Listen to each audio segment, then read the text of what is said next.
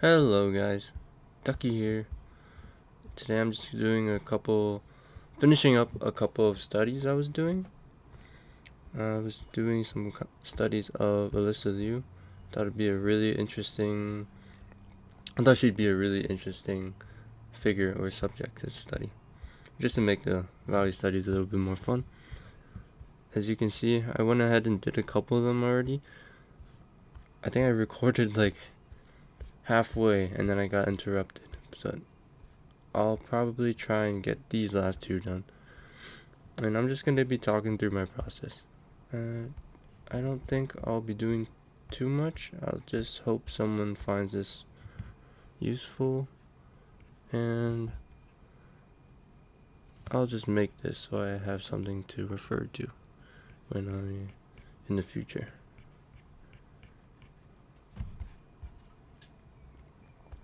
Alright, let's see.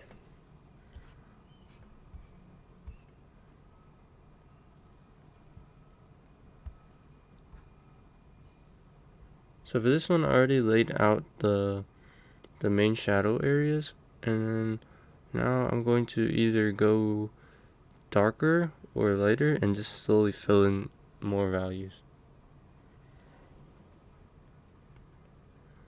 I think this was something that I did not do in my previous video, where I think I started with black, and I think that caused kind of a problem where it was kind of hard to tell some areas, or it was hard to build up because you would just start from black, and I would build the shadow areas gradually instead of defining them at the start. I think this is a much better strategy where the main shadow shapes are already there, and you can kind of just like build off of what you already have. It doesn't have to be perfect, it just has to be there.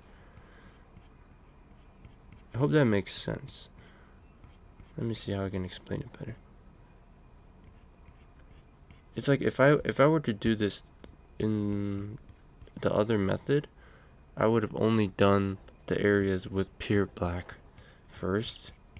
And although those are still the shadow areas, it wouldn't be representative of like the big shadow with all the other darker values.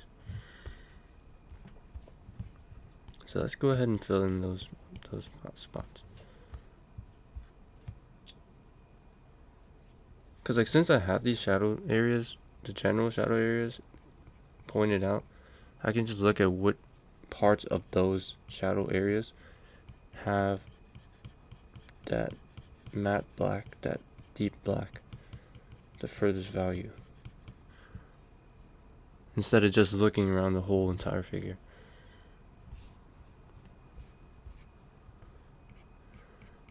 I mean, at least it still worked the last time. I do have to say that.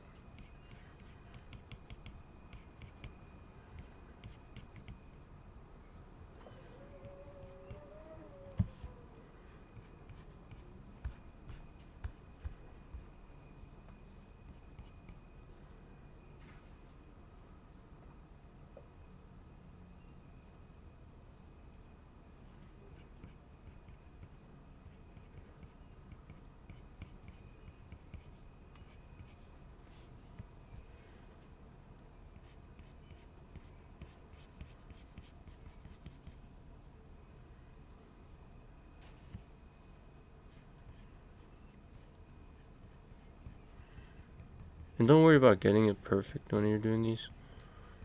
You can always go back.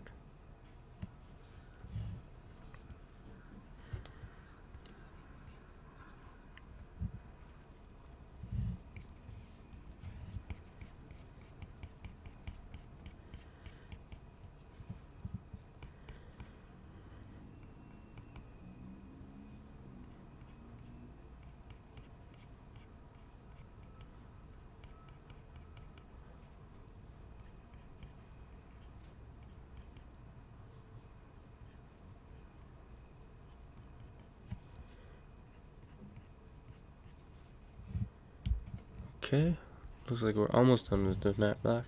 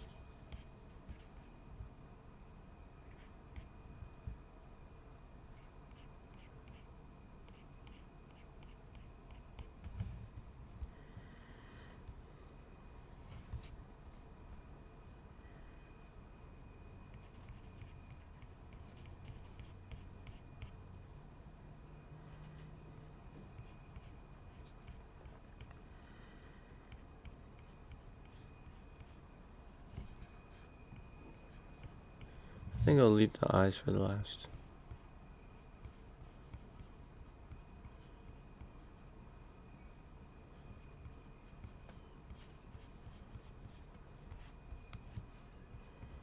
Okay, the eyebrow face. Okay. There we go. Looks a little bit more complete now. Let's keep going.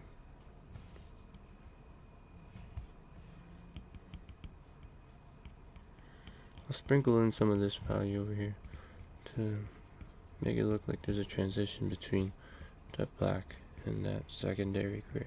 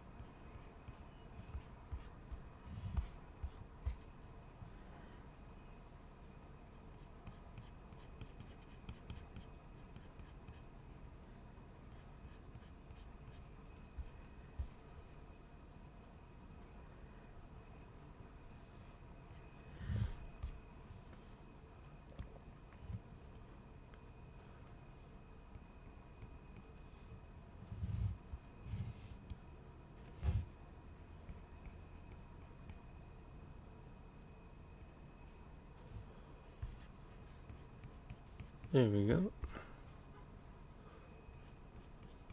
Now it looks like there's a cleaner transition between that base shadow color I used and the matte black. Okay, let's keep going. Okay, now we're getting closer to, I think that's lighter than our base shadow now.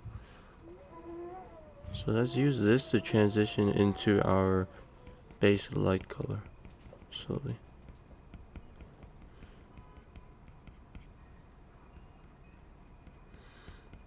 This color might have been too dark, but I think it's okay.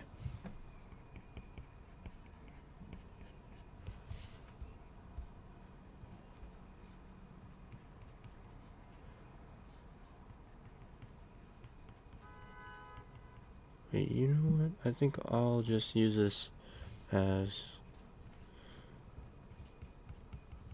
Yeah, this one looks a bit too dark. I'll switch it out.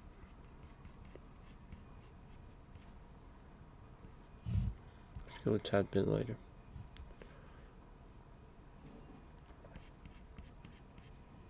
Still not light enough. Okay, I'll go with this. Let's use this as our base light color.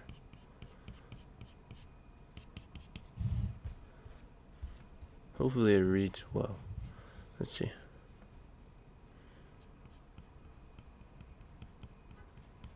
Okay, I'll need to create a value shift around the chest area because I see her hands are covering some part.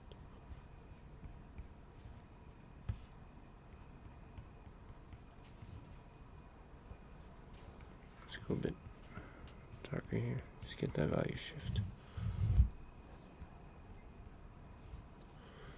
Some right here. Nice.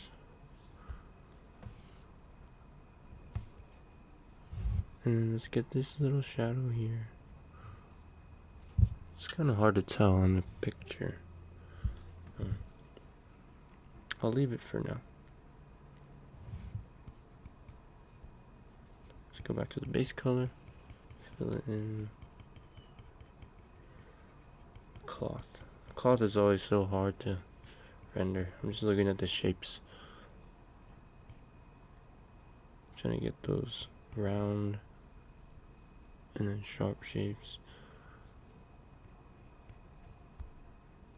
It's so tempting to get all those folds and little creases to look good, but sometimes you just gotta put random random stuff down and hope it works.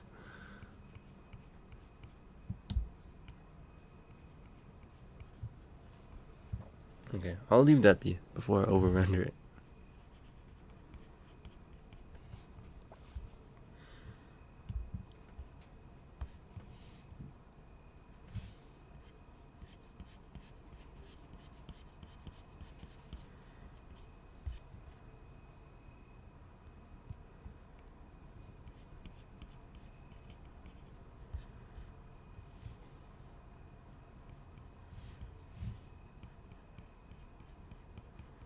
I think I missed a spot here. Let's go and fill that up.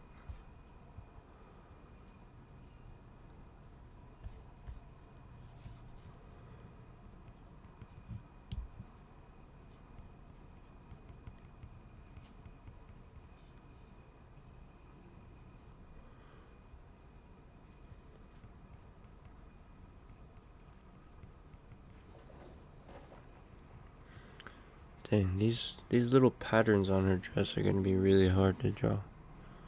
Maybe I'll use a special brush for it.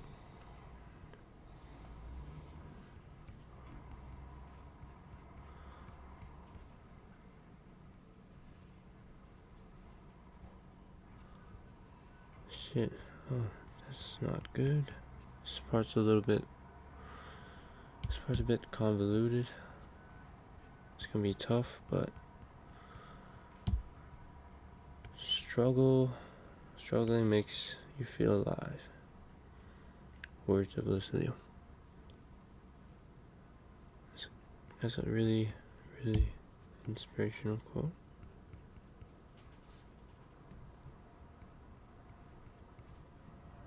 Nothing easy is worth doing, am I right?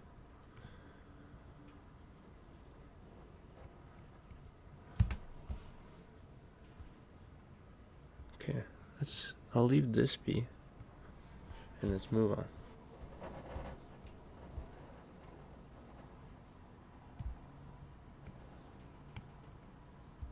Okay, let's fix this ribbon real quick.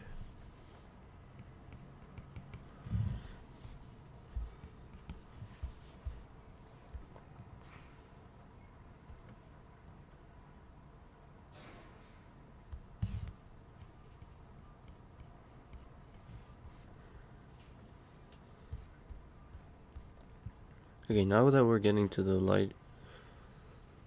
lighter areas, I'm gonna go ahead and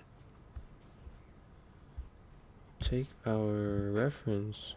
I layered the reference in the back because usually for value studies, we're not really practicing our, what do you call it, proportions or observation. I mean we are, but I like to keep that in the back seat. We're more looking at the value.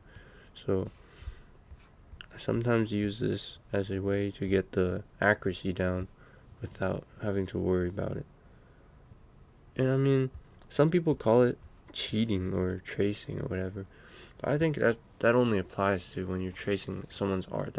I think that's bad because you're not thinking anymore. You're just following the lines that's already someone else thought of already.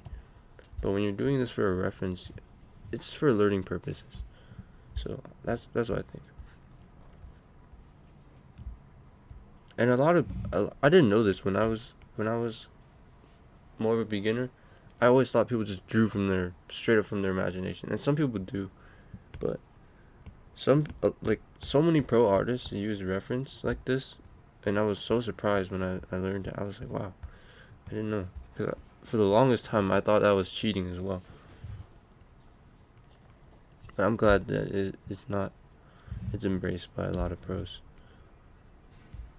because you can get some really cool results with it. Oops, I forgot to turn off lock back on.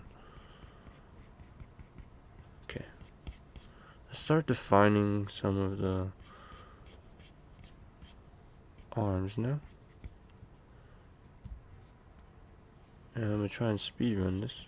Just slowly decrease the value, so it looks like there's a gradient. some right here to show the arm.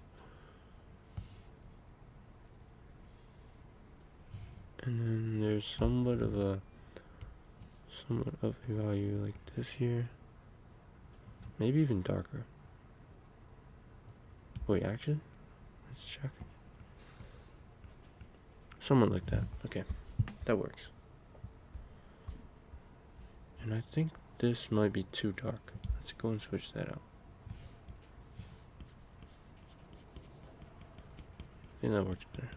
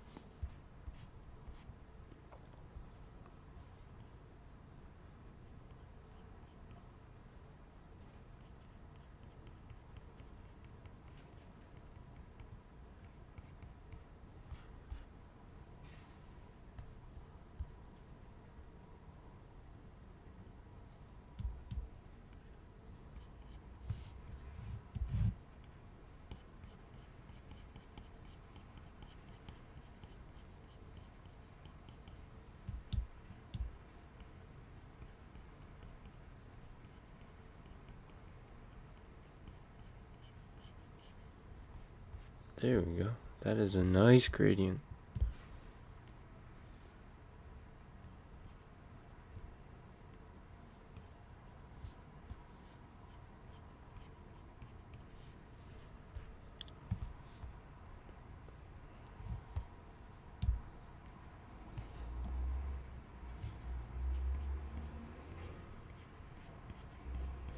I wish I had learned more about values when I was first starting to paint again. Because whenever I watched like time lapses and things like that, or just watch how people paint, I always thought they just like layered colors on top of each other and hope for the best. But after learning it, I was like, wow, like it's not wizardry and random, like straight up talent. It's methodical, but it's a very satisfying process.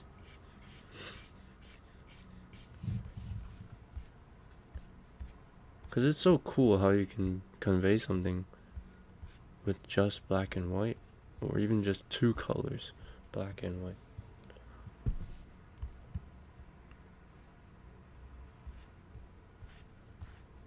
Okay, I'll leave that gradient be. I think it looks pretty nice.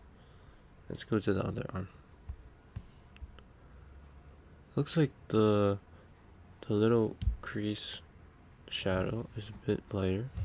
Let's double check with the reference. Okay.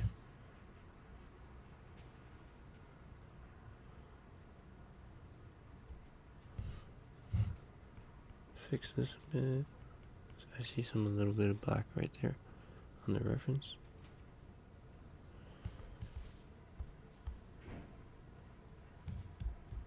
And I see a tiny subtle value shift.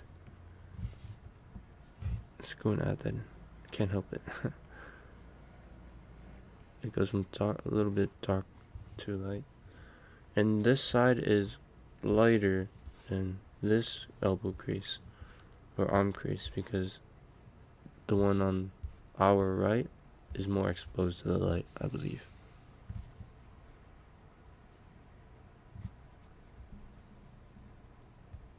But for the most part, most of the values on the elbows are about the same. So let's use it. So let's use that again. Let's go and look at the shape. Oops.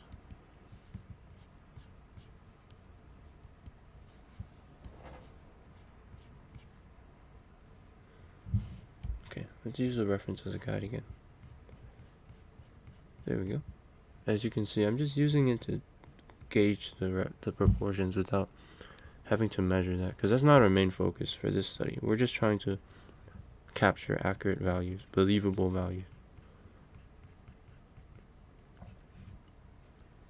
Now, if we're doing like a different kind of study, maybe like a observation proportion study, then I would definitely not draw it like this.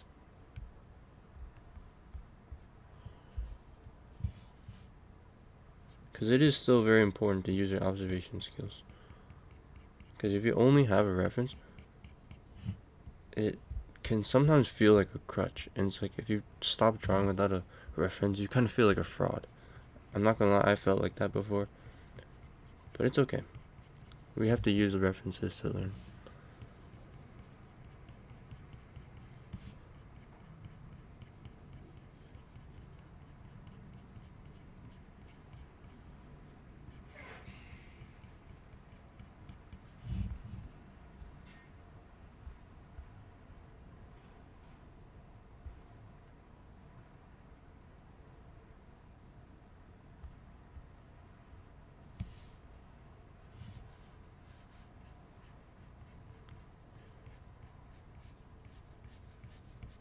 Okay, we add this line before I forget.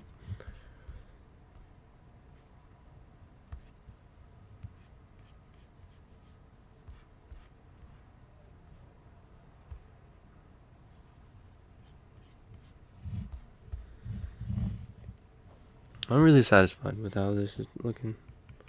I haven't drawn in like a day or two. It's always a bit of a, what do you call it?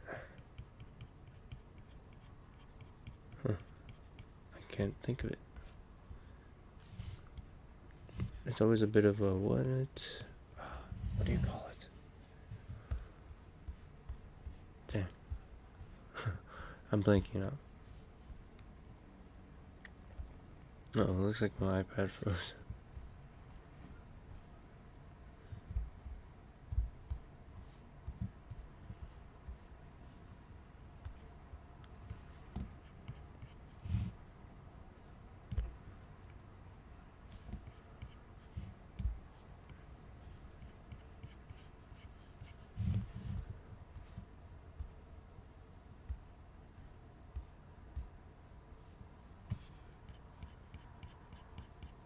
Alright, we're getting there. We're getting there.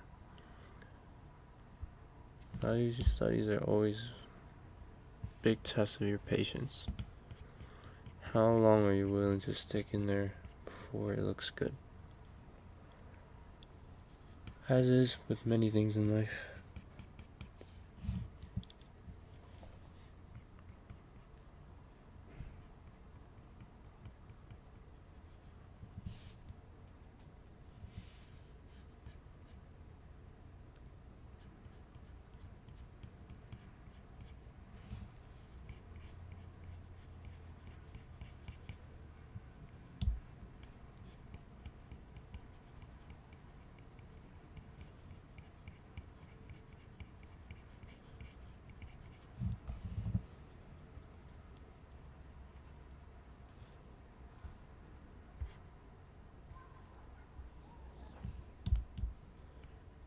Alright, let's take this, go a few values down. We can create a nice shadow right here. I think it might be lighter.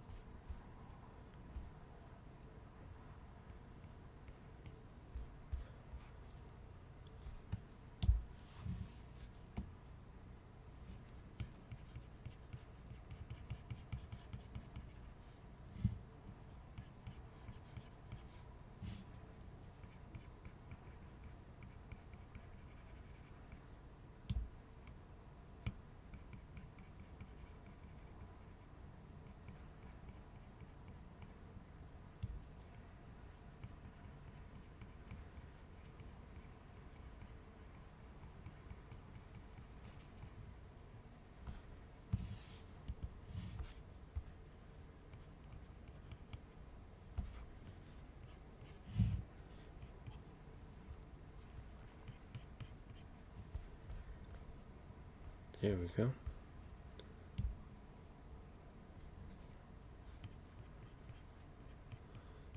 Put a little bit of that.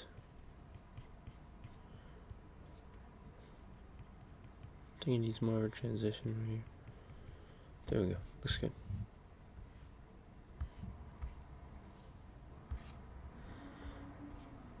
It's pretty cool how you can still create gradient effects without the smudge tool. When you just take so many values that are close to each other and just slowly inch towards each other, it's such a cool effect. I personally like it more than smudge tool. I feel like the smudge tool just makes things too messy.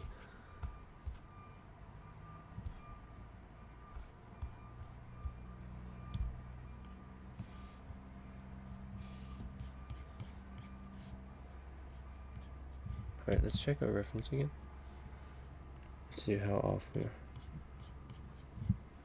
Okay, I think it's a bit off. I'll define it first, so we know where the hand is. Let's double check. Okay. There's a bit of stuff we have to fix. Not bad, not bad.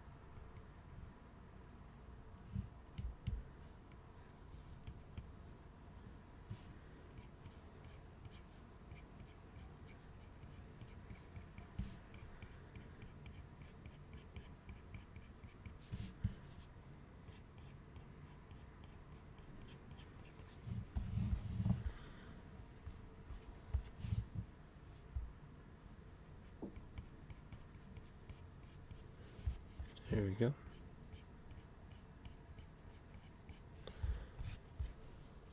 Alright, I'm pretty satisfied with this arm. I think let's move on to the hand before I start over rendering. We gotta deal with the hands. That's gonna be rough.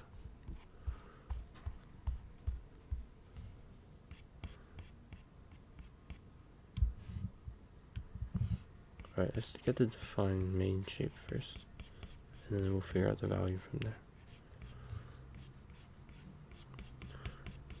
I feel like hands would be much easier to draw if I just did like maybe a marathon, or like just like a dedicated week or something where I just only draw hands. I feel like that would help me so much. But then at the same time, this sounds like torture. But maybe that's what it takes. You know what? That does sound like a good idea. Maybe I'll do that as a challenge.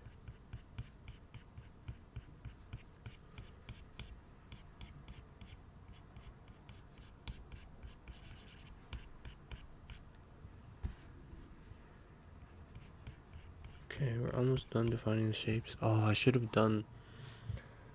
Oh no. I mean, it's not too late. I'll do that right now. I forgot to... Oh wait, I can just use the base layer of the... the base light color for the chest hair. I thought I had to put in a value. I had to fill it in before I did the hands. But I think it's okay if we leave it as this base light color. Because I think that's what I was using as a reference, or like the reference value. I'll put some here too.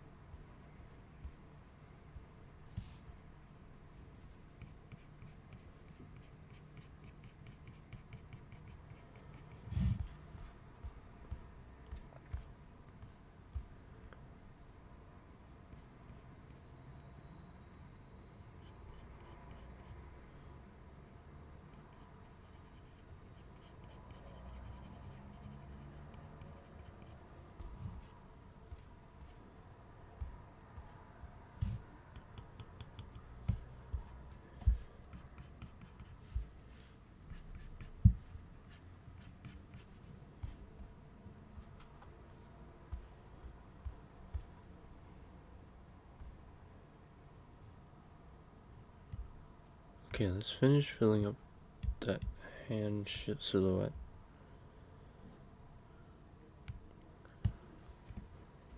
Alright, this is gonna be rough, but we got this.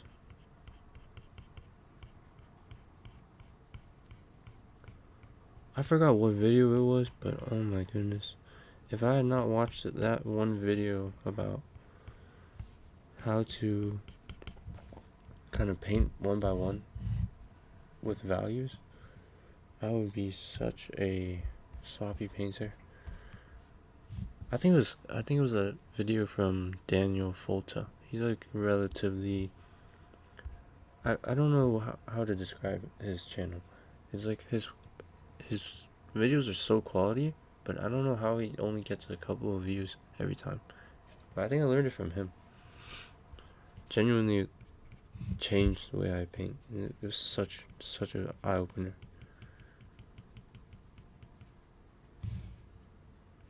I think all his videos are gems, to be honest. I recommend it to anyone who's trying to improve their painting.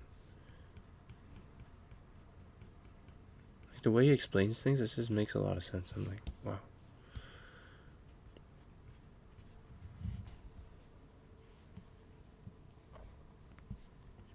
Like if he can explain it to me, I'm not the smartest person. I'm not really all that, but it actually makes sense to me. So I'm like,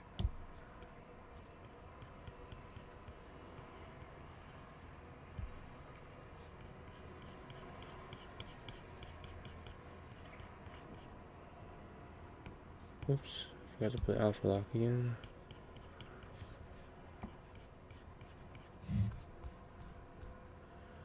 Alright, we're getting to that end stage.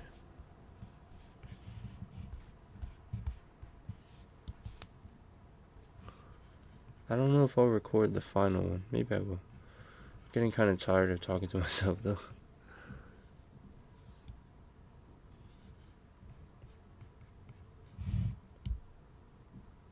Okay, we definitely need like a secondary color here.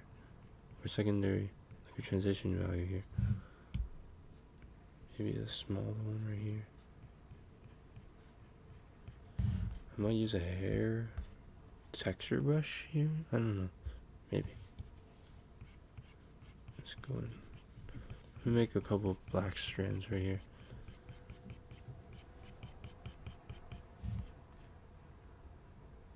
And then we can carve it out. It's one of my favorite things to do now. Is just carving out shapes with like an eraser tool or just coloring in with whatever's in the background.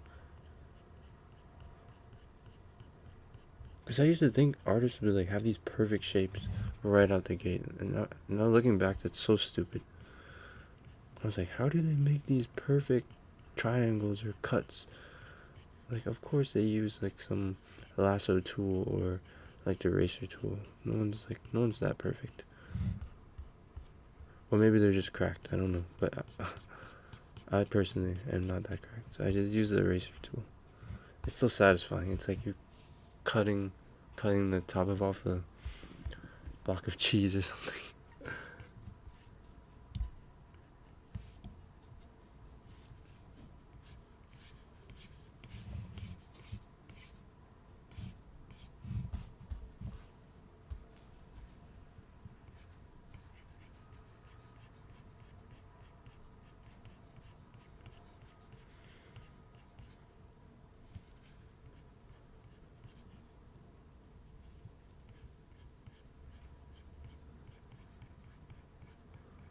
Sometimes I do wonder like, how far am I from being great? Like, what separates me from those really, really good artists? And I want to find out. I think that's something I really want to pursue. Because I wonder, like, how far could I go if I really put in the work, if I really tried?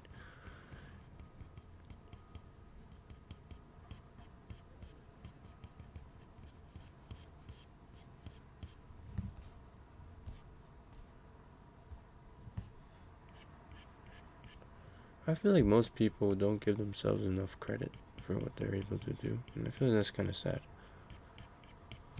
And I'm the same way, to be honest. It's really hard sometimes to just look at your own accomplishments and your own. I don't want to use the word talents. I don't like that word. I don't know. Just like your skills, what you're able to do. It's like, I think it's because of social media, to be honest. It's like you constantly see people better than you. You feel it's inevitable. You feel like you're not enough. But I feel like so many of us have so much potential. So I really hope anyone who wants to do something great, they want to be great, I hope they just go out there and get it, because no one's gonna hand anything to you, and at the end of the day, if you want something bad enough, the only one who can get it is you. I wish someone told me that a long time ago.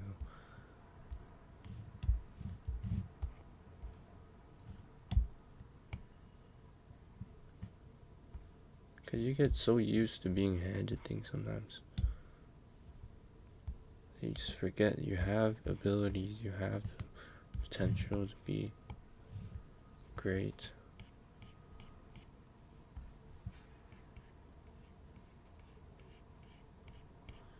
And what's that quote? I really like this quote.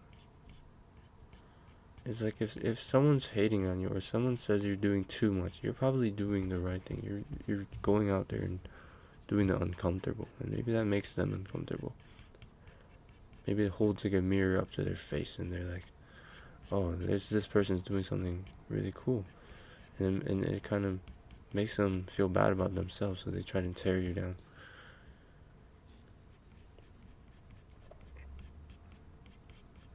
Personally, I feel really, I relate to that a lot.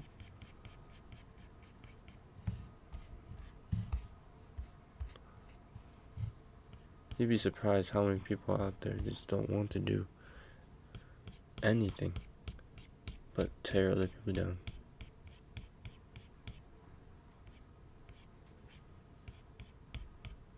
And it's sad because everyone has the potential. Anyone can do it, whatever they want to achieve, but it takes a certain level of grit. It takes a certain level of mindset.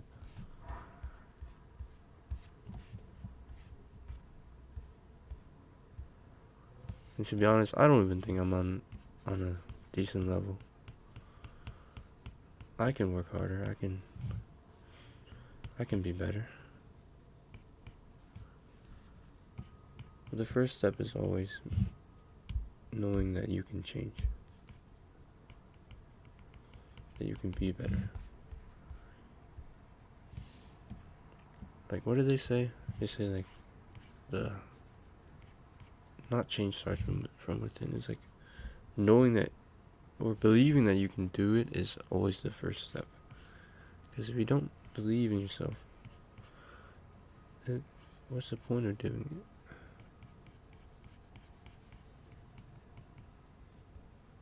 it? Or maybe that's not the quote. I don't remember. But you should always believe in yourself.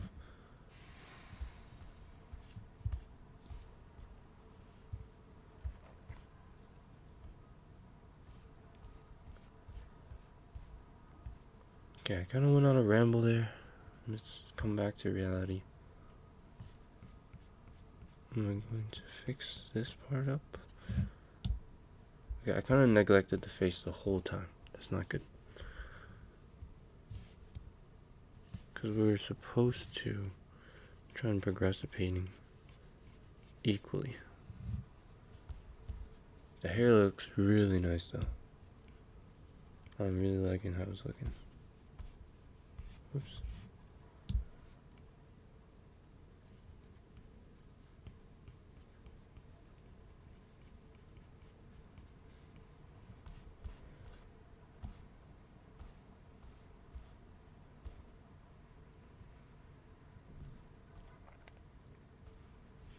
Okay, let's do a quick review. So we still got the hair, where it's almost done. And we still have the face. We have the hands, of course. And then we have to do the details. That's quite a lot. Oops.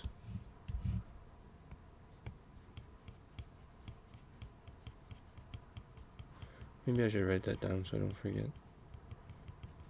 It's so weird. Sometimes you like, you remember something like that, or like you see a mistake and then you just suddenly, you can forget so quickly. Or maybe I just have bad memory. Because I was drawing another piece the other day, and I saw this huge mistake. I was like, what? This looks terrible. And then I was like, I saw another mistake, and it was a smaller one. And I fixed that one real quick. And then out of nowhere, I just suddenly forgot what the other mistake was. It's so crazy how like a subtle change in perspective or like a view, it can change so much. It can change how you can see something.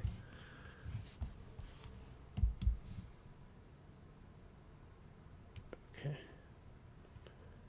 I think we'll need to kind of change the brush here. Maybe brush hair? It's always so tough to draw bangs and hair in general, to be honest. Okay, let's try and go lighter. I hope this doesn't get too murky. Yeah, I'll probably have to change this part up a bit.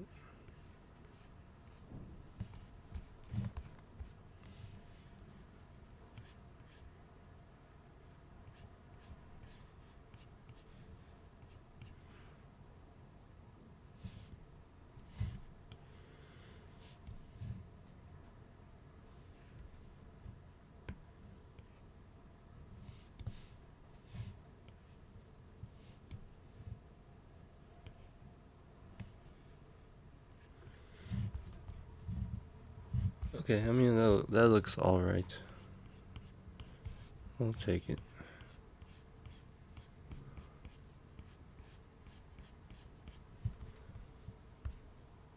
Now we gotta fix the value.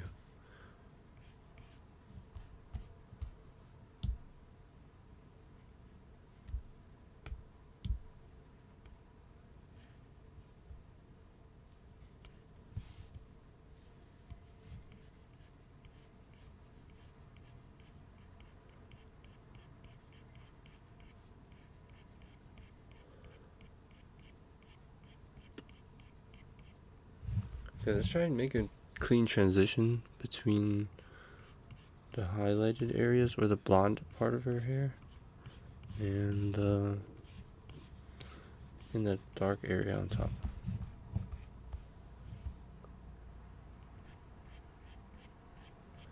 It's a really, really unique hairstyle.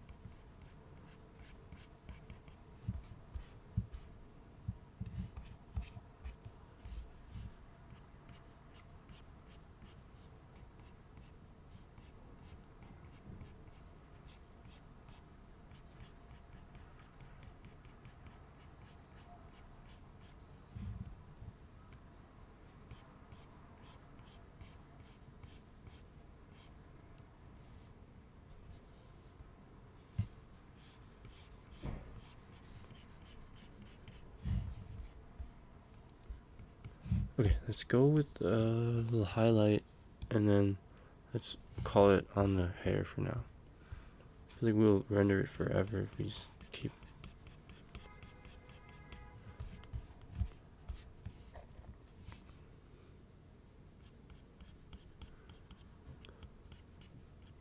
I feel like that's something that's also really interesting. It's like when you paint, it's almost like there's no end. It's really hard. It's like almost a skill to know when to stop. Because you can basically render forever because there are infinite values, but there's a point where it becomes too much.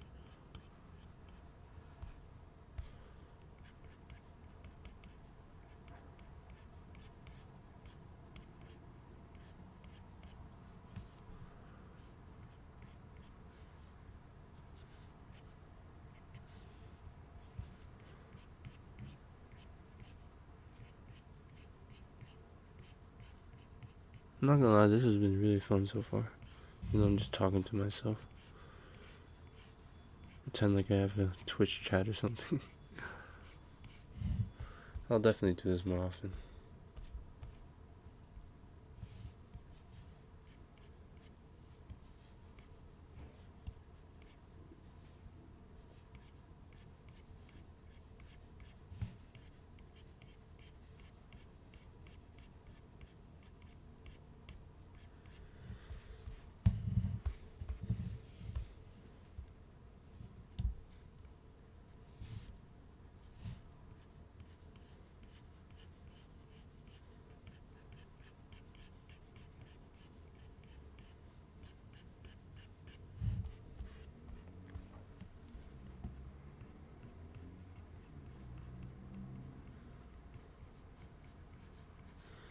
Okay, the hair turned a bit murky here, but it's okay.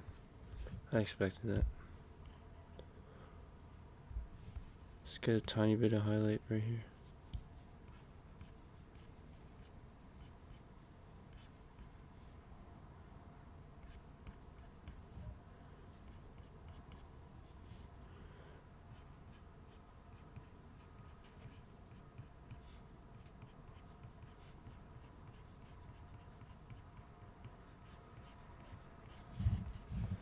There we go. Looks pretty good to me. Alright, now with hands in the face. Hands in the face. This is gonna be tough. I think I'll do the hands first because I think that's harder. I like doing the harder things first. Let's get it going. Alright. I'm gonna look at the reference really quick and looks like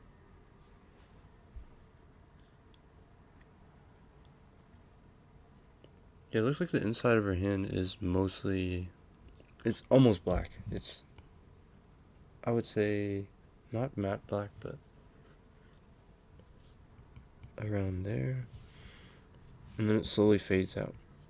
Let's use the reference.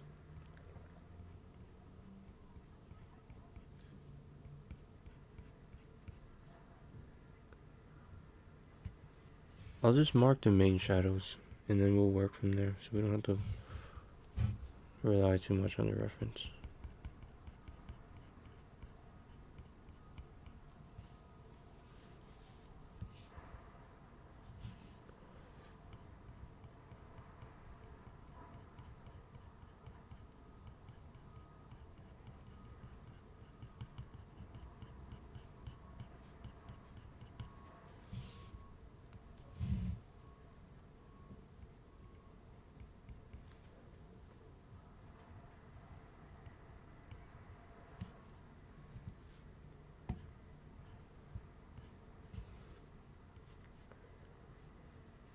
So let's also mark where the fingers start and end, so we can use that to make the accurate hand shape.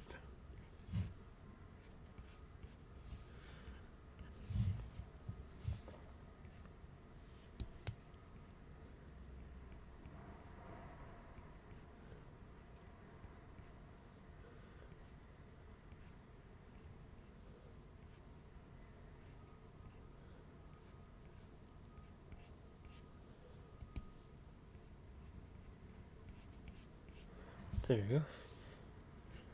Alright, let's get to it.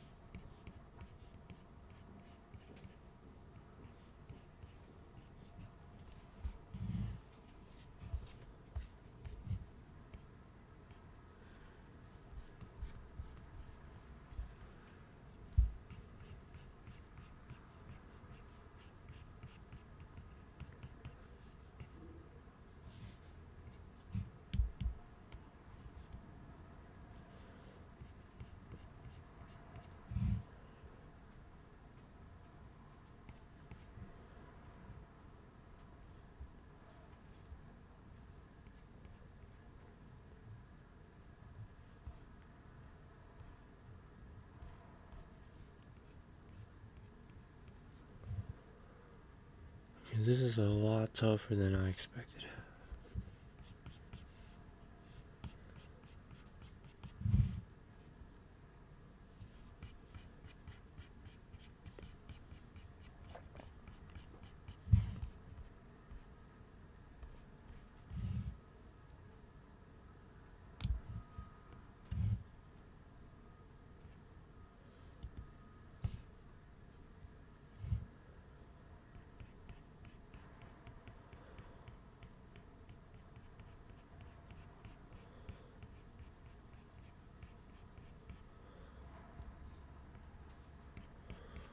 There's so many subtle value shifts in the hand that it's just so, it's a bit not excruciating, but like it's a bit frustrating to render.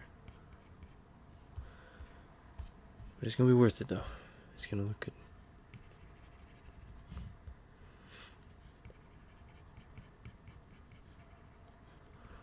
I recommend to do as many value studies as you can, because it really is a skill to see the values. And it's not going to be perfect ever, but you can come a long way from doing value studies. You can see these tiny shifts in color and value that you never thought you would be able to do just from doing it over and over again.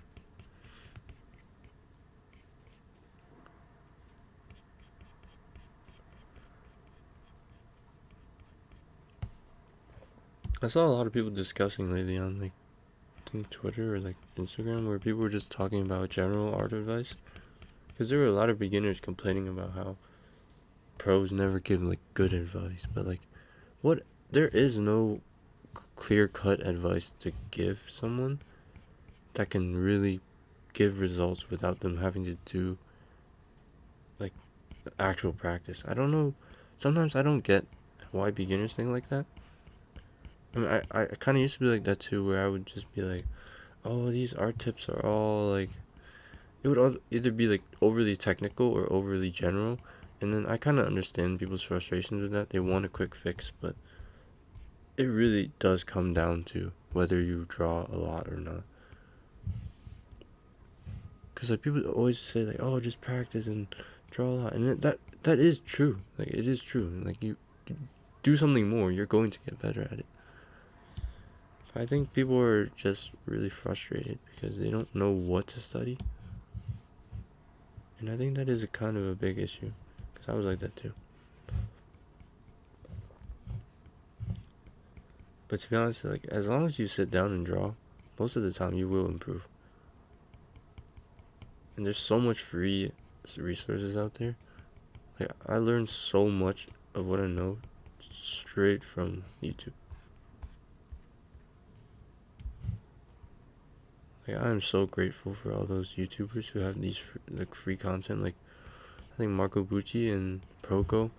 Oh my goodness, they have saved me so many times.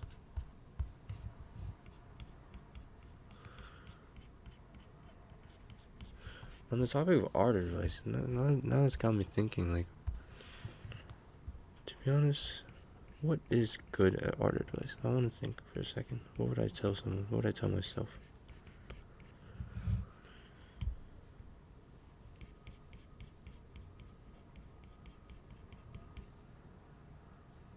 Like, there's no clear cut one.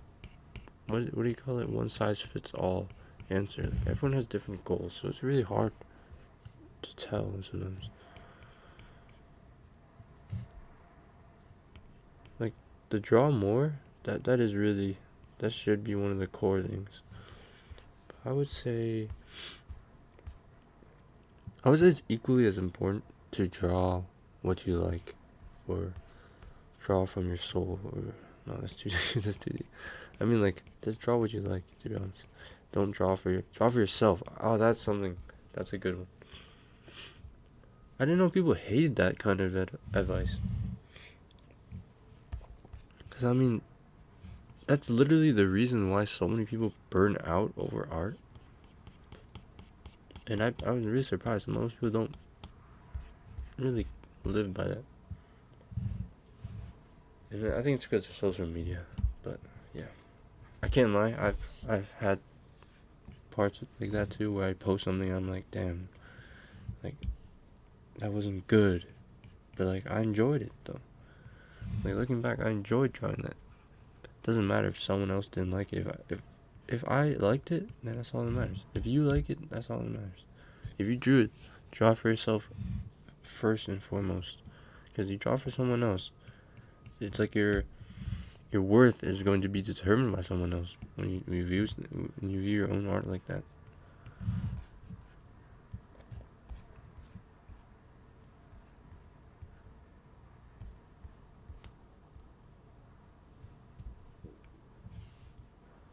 Like it makes me so sad when I see like all these small artists or even big artists, they suffer from this. Maybe even more. Cause I mean, they don't complain per se, but like they just suffer from not feeling not feeling worth not feeling like their art isn't worth anything because they're not getting the results they're getting. And it's really sad because everyone's art is worth something. And I think that just comes down to like viewing your art and comparing yourself to others, or comparing yourself to, you're using like the wrong metrics to gauge how good you are or how much you enjoy your art.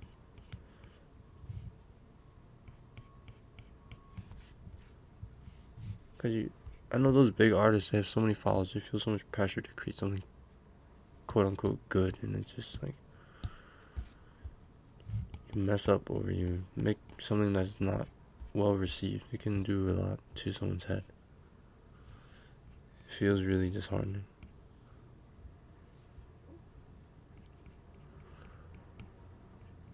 pretty hard to get over too, I'm not gonna lie. Like sometimes I make something that I think was really good and then I see it gets like no likes. And it hurts a little bit, but like at the end of the day, I still enjoyed making it. Like I don't mind. I don't really care if no one likes it. I had fun making it. That's all that matters.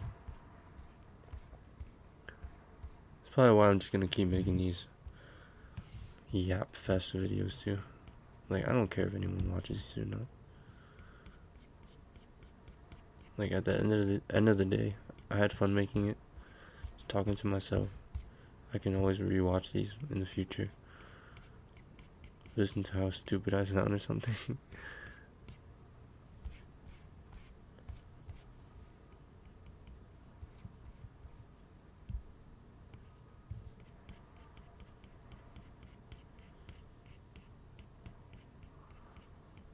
I don't even know how long this video is at this point. I've just been lost in the flow.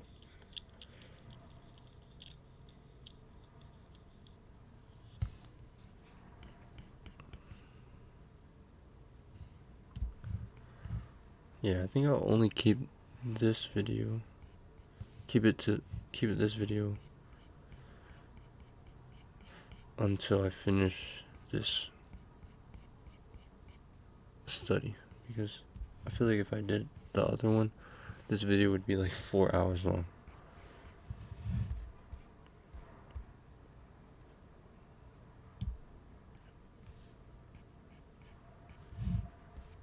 I think the dream would be like to have a big enough audience, or just another tight knit audience,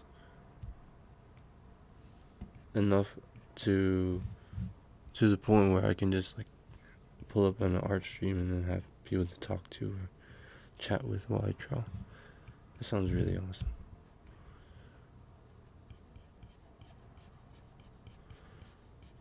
I'm gonna keep working towards that. I feel like that's something I really want to do.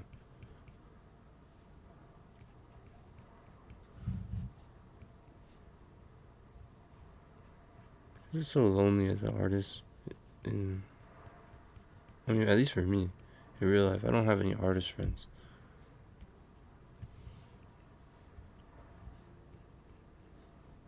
And anyone close to me is always criticizing me for drawing and stuff. It always makes me so frustrated. Like, why can't I just do this hobby I like? Why do I have to spend every second thinking about making money or some bullshit like that? It makes me really mad.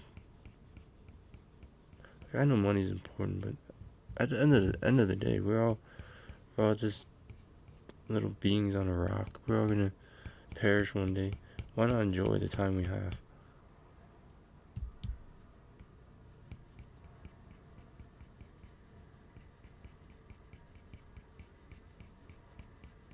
I'd much rather die doing something I love than live for absolutely nothing. It just sounds like a nightmare.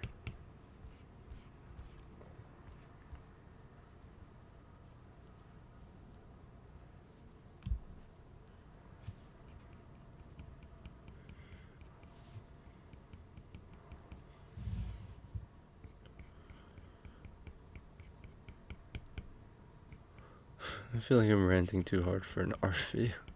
I don't know what's gotten into me.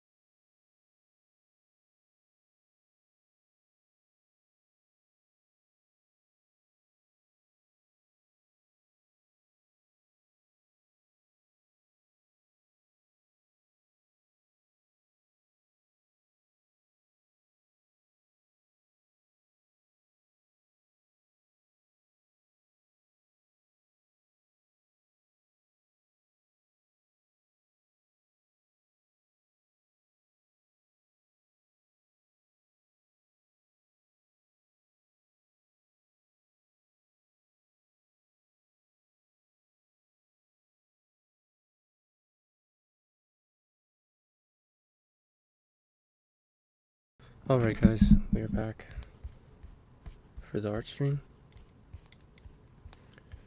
Okay, I had to lock in earlier, so I think that second and third hour, I don't think I said a word. But we are on the actual final stretch now. We're just gonna polish whatever we got left.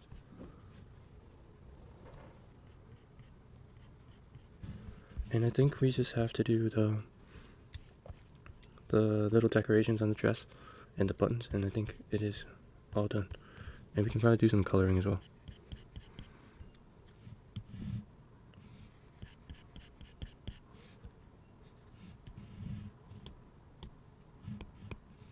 I think I was using the wrong brush.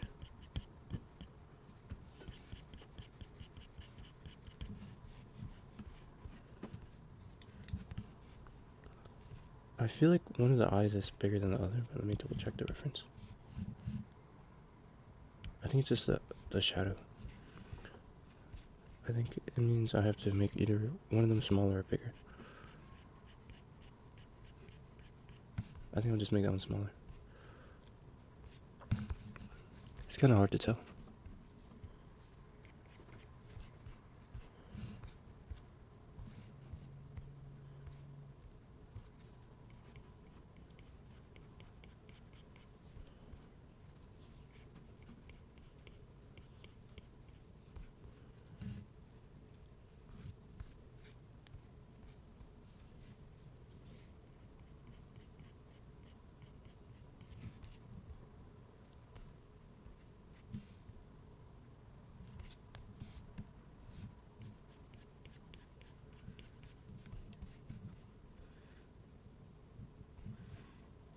Okay, I think I figured it out. The left eye has all, like the top part of the left eye has the second to most darkest.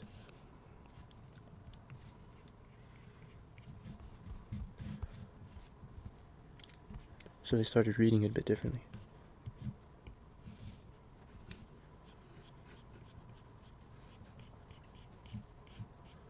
I'm gonna go back in and add some matte black.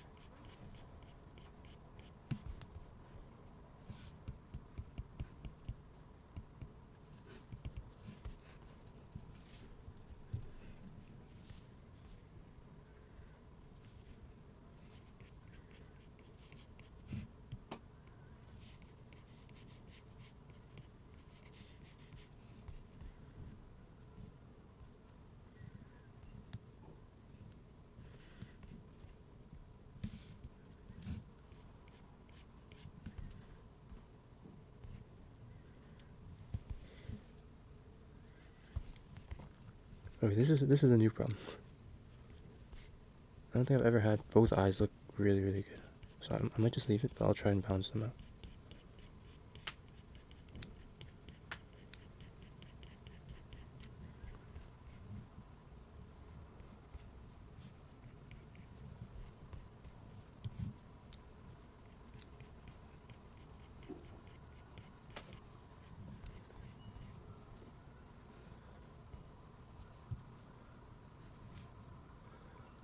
I'll darken the edges of the eye as well.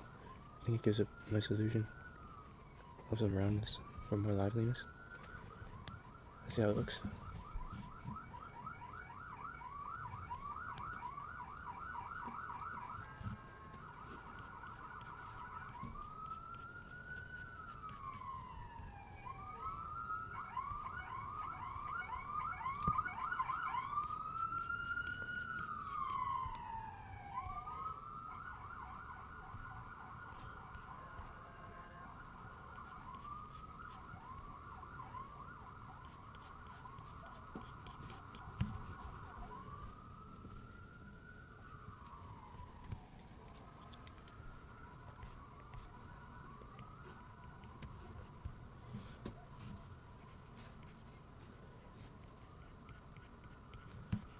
Alright, let's do some fine tuning.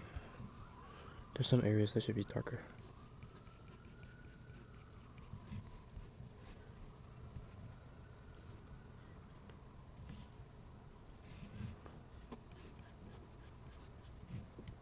I'll smudge this out.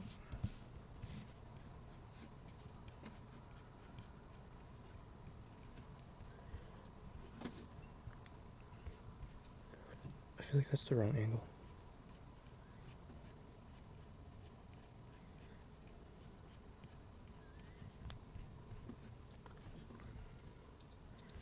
Yeah, that's much better.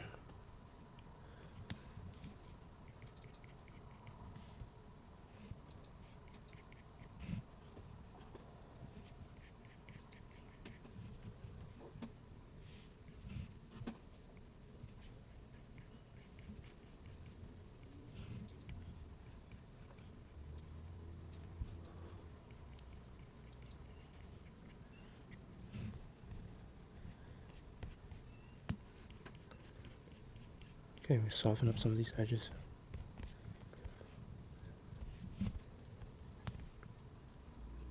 Something about the eyes still bugging me. Let's check the reference again. Oh. I think it's because the eye. Oh, I can tell now. I think this eye is supposed to be wider. Because I can see on the reference as well, there's a lot of white space between. Let's see how it looks. A little bit better. Okay, I might have to bring out the ruler.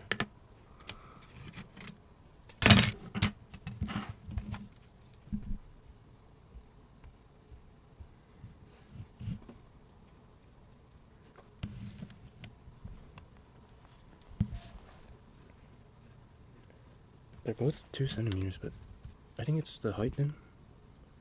1. Yes, definitely the height. I might use the liquify tool, but I'm kind of scared.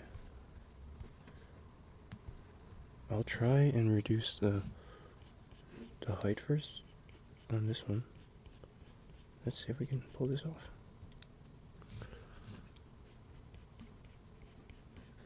I've been using the same brush the whole time too, so I don't know how much that affects.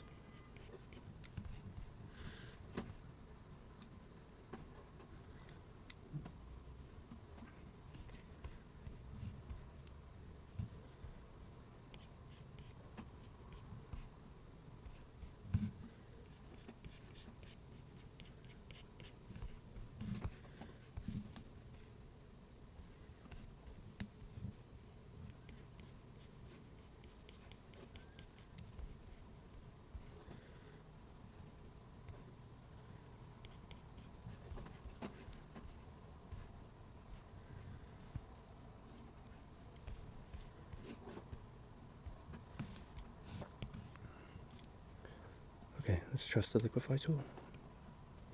Fuck. Okay, that's not good.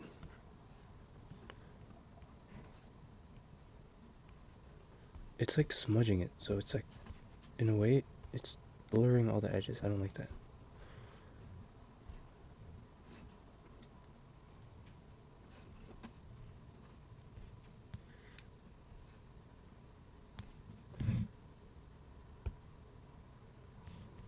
It's such a small change. I don't know how to. I think we'll just have to work through it. I'm trying to shrink it methodically, but it's gonna be rough.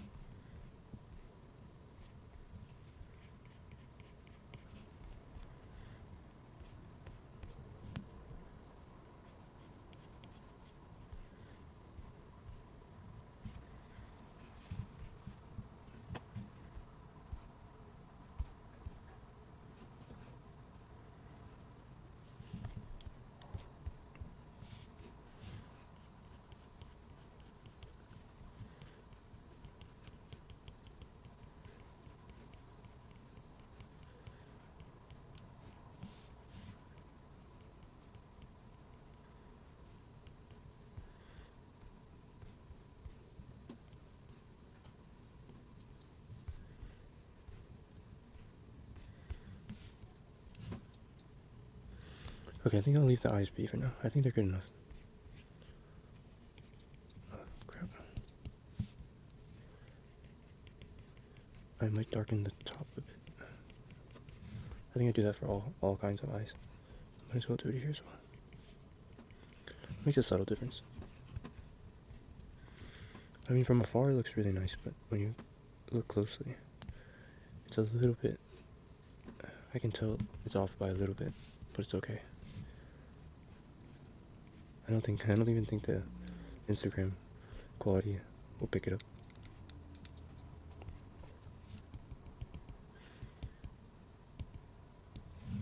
Okay, I'm gonna try to make that little highlight under the eyelid. It's only a tiny bit. I'm gonna try to make it as accurate as possible. I might switch the brush.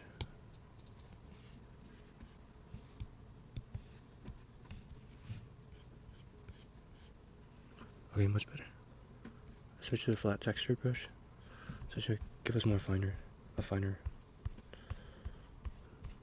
It's not even a line. I don't know what to call it. I think that's good enough.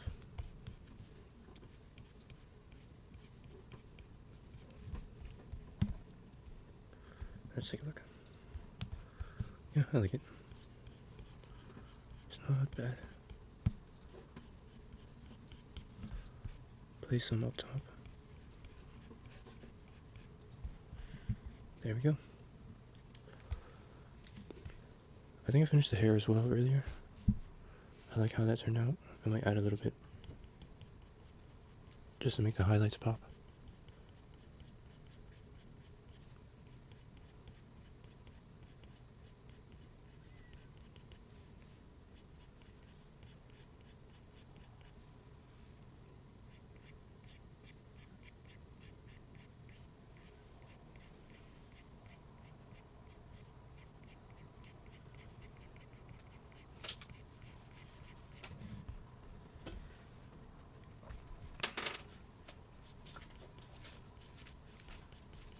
I'm actually pretty excited to color this one. There's such a wide range of value. It's gonna read really well.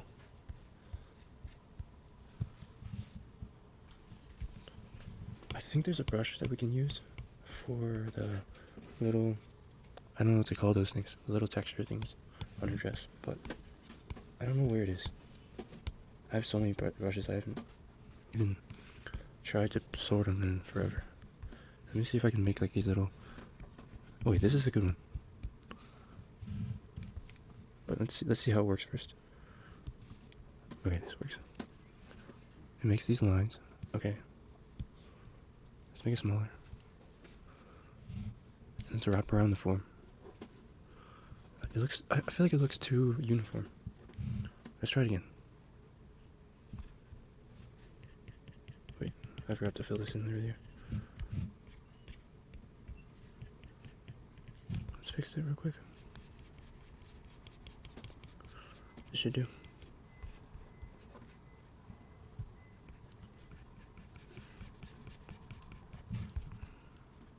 I'll put a slightly lighter value here to differentiate the wrist and the dress. Okay, that's good. I feel like I could have done better with the dress rendering, but I spent too long on the face.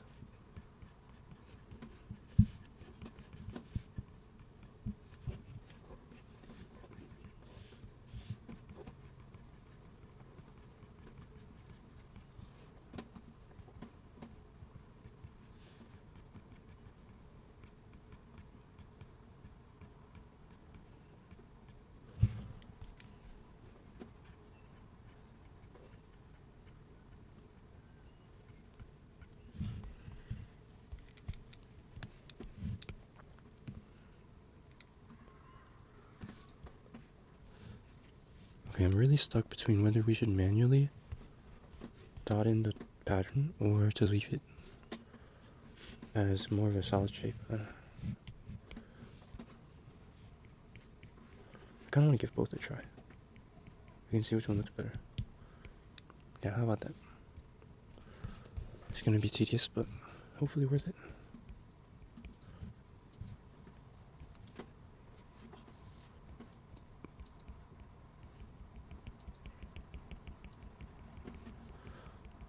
I think we do need to vary up the value of those dots though, because they're sparkly. And if it's the same value, they'll all read the same. They won't look reflective. Yeah, it's gonna take a while. I'll probably have to do 3 passes at least, at the very minimum. For shadow, I'm not gonna worry about the position as much, just putting them in little clusters so they read as a reflection. I mean, light, midtone, and shadow. I mean, that looks pretty good.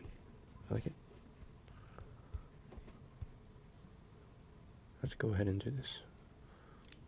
I might speed this part up during editing.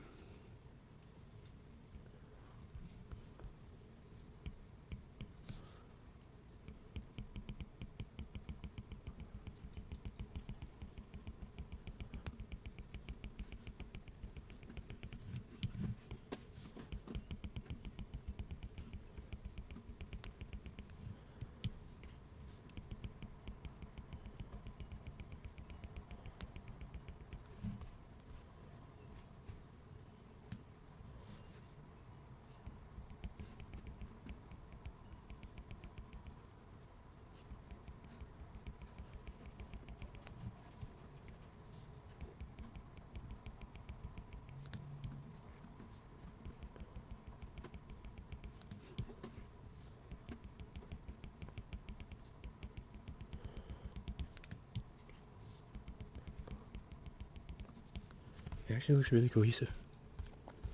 Not bad.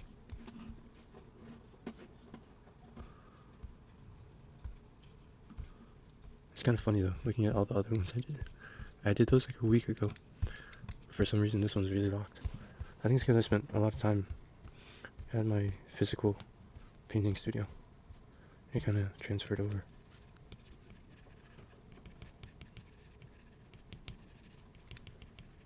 The one thing about digital I think sets up, wait, how do I say this? That I don't enjoy is that you kind of miss out on blending your own colors or making your own colors. I think it's really important. Because when you just have that little pad, it takes all the fun away.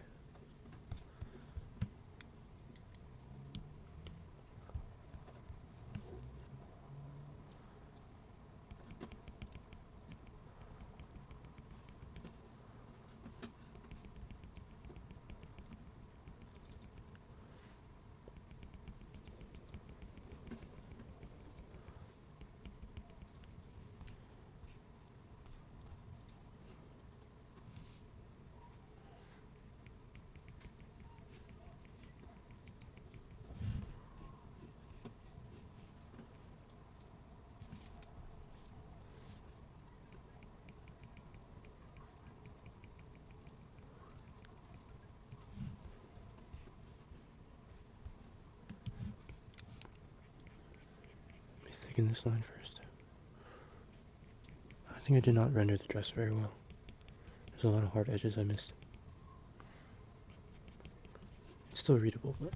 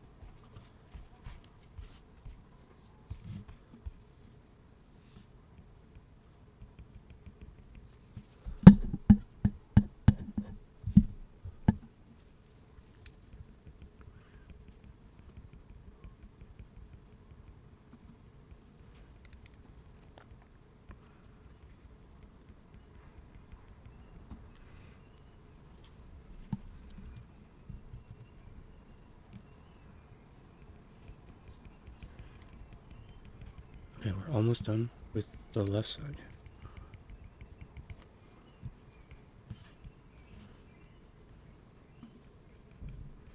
me go ahead and redefine some of that. The cloth line. Damn, it's actually looking really good.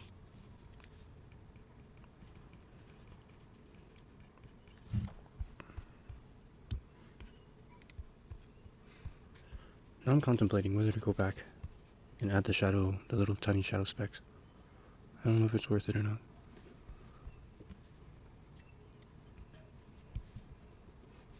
Oops.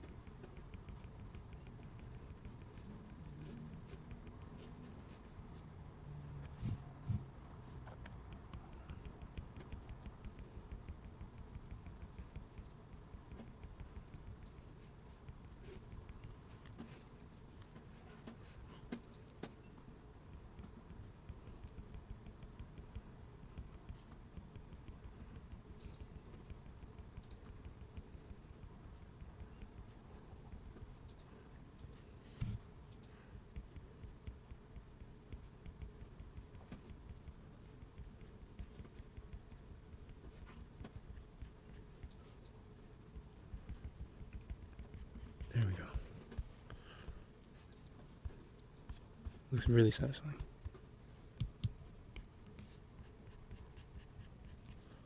Carve that up. Carve in the main fabric line.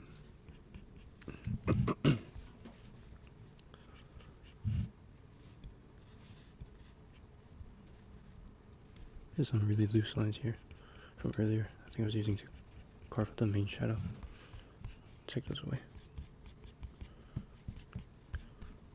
Sometimes you can leave those in at the end, and it gives your art a kind of not incomplete, but like a really, I forgot what it's called. I think it's artifacting or something. It's really, I remember I learned that somewhere, where when you leave the sketch or the foundational elements, sometimes it can add to the painting or add to your drawing instead of getting rid of them.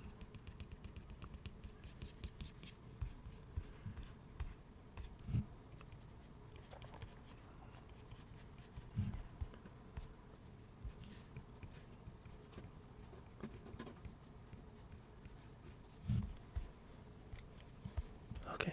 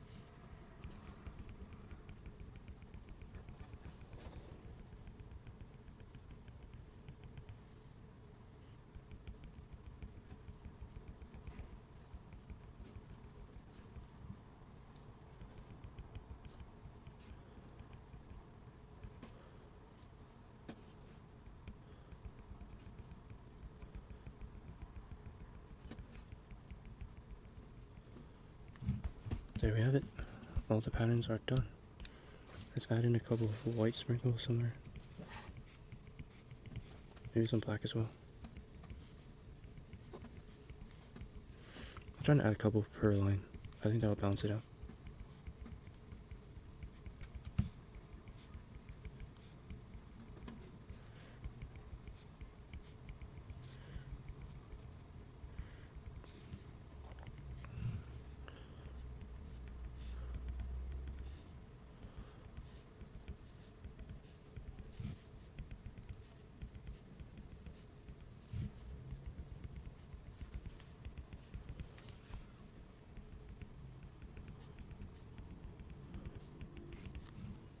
Alright, and for our last pass, we'll do a couple black dots to show the shadows. I have to be careful on the lighter areas so it doesn't look like a speck somewhere else. So we're trying to convey shadows on the little sparkly thingies.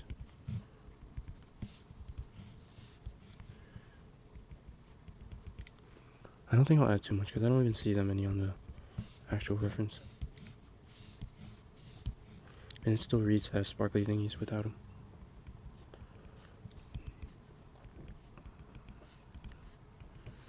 I'll just be sure to put some in each main area.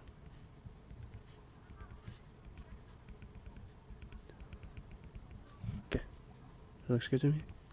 Now let's do the buttons and we should be good to go.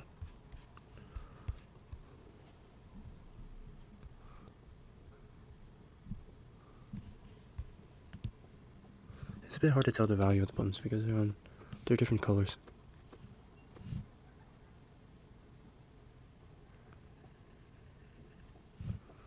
Hopefully that reads well.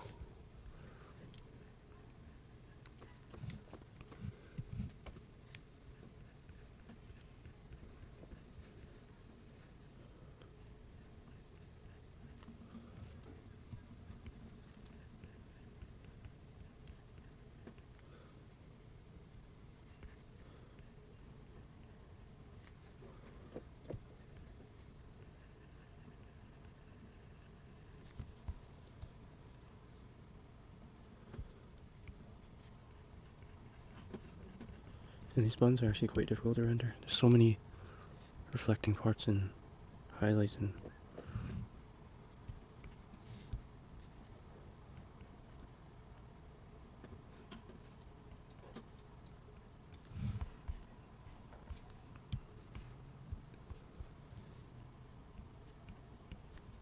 little button. And then the cross. Onto the second one. This one's a bit more defined.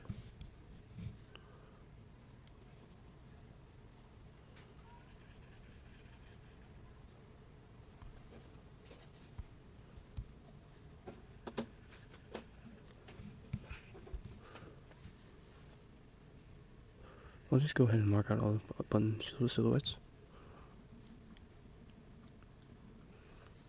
I think I misplaced the shadow earlier because it looks like the buttons are really far and really close.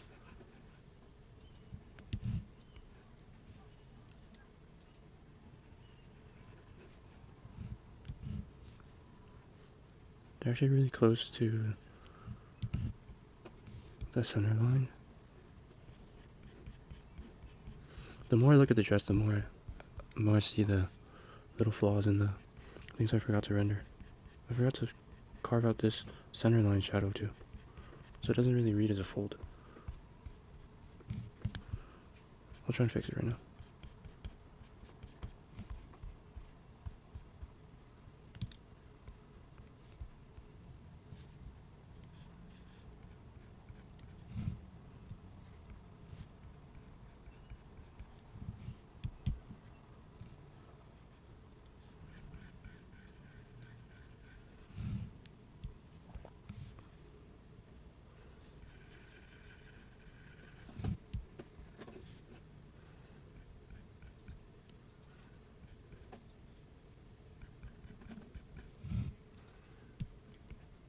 This singular study probably made my values tenfold better. Whatever you call that phrase. I feel like I can just look at something, I know exactly what value is what.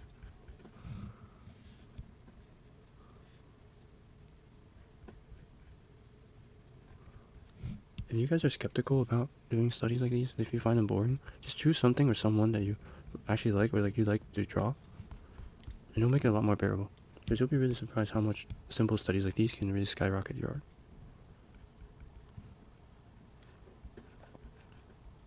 Because these studies, or these little exercises, will give you the confidence you need for your own pieces. And you'll be able to jump in without being like, oh, I don't know how to do this, you don't know how to do that. Like, these are the training ground where you're allowed to mess up, you're allowed to make mistakes, and you're allowed to learn. And then when you're ready to do your... We're not ready, because you'll never feel ready. But when you want to make your personal pieces, they're going to feel a lot more light and free. And like, carefree. You can paint them or draw them more carefree, because you've done it. You've practiced these techniques somewhere before. So they're a lot more easy on the brain. Okay, this button was not the best work, but it looks alright to me. It's like this gold color. It's kind of hard to render. I'll add a few more values in there to make it look shiny.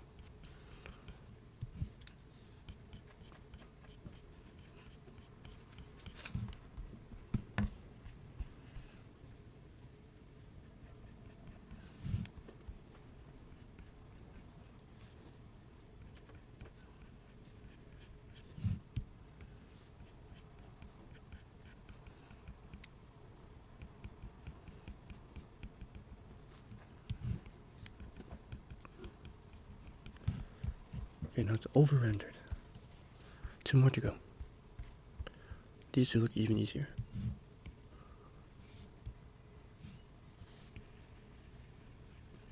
Just take a dark value.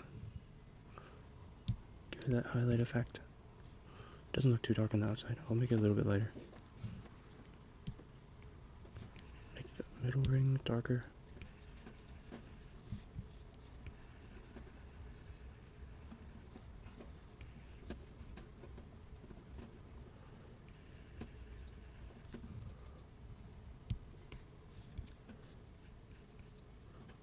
Add a bit of black. We can carve it out.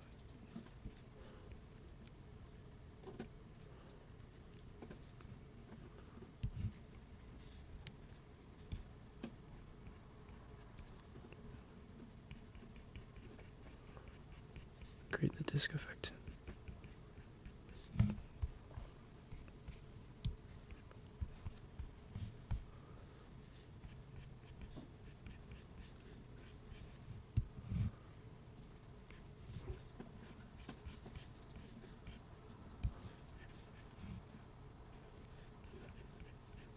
Let's carve the white, leave a tiny bit, so it looks like an edge.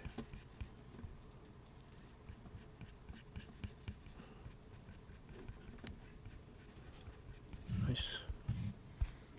And now onto the last one. Wait. Smooth that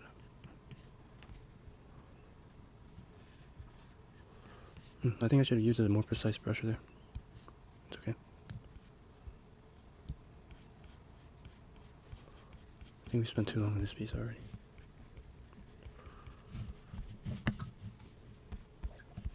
Last button.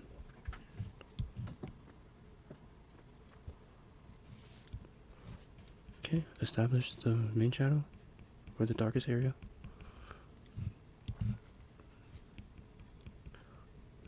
Now put the light. Transition.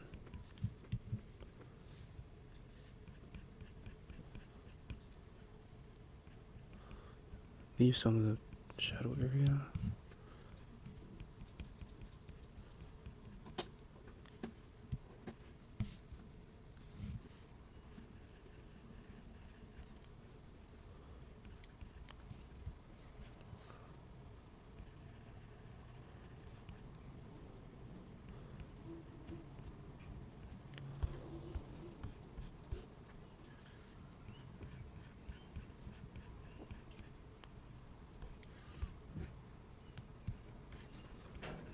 Highlight to add a couple specks.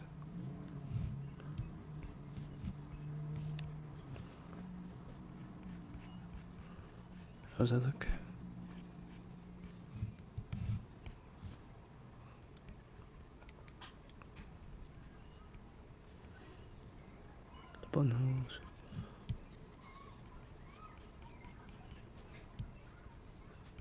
add some subtle darkness outside of the button, and we should be good to go.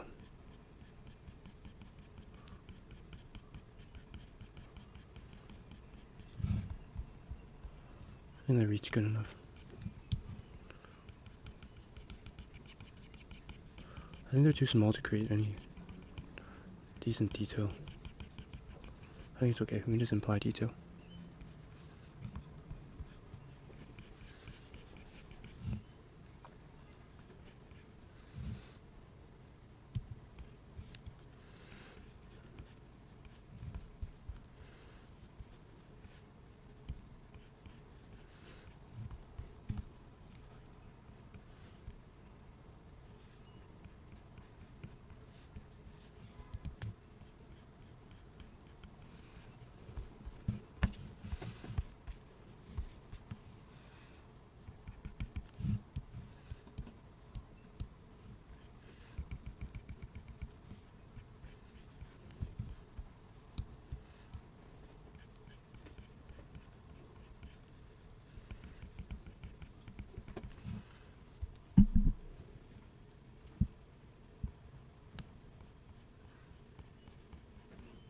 Right, there we have it. And before I forget, add a bit of a shadow under the button. I almost forgot that.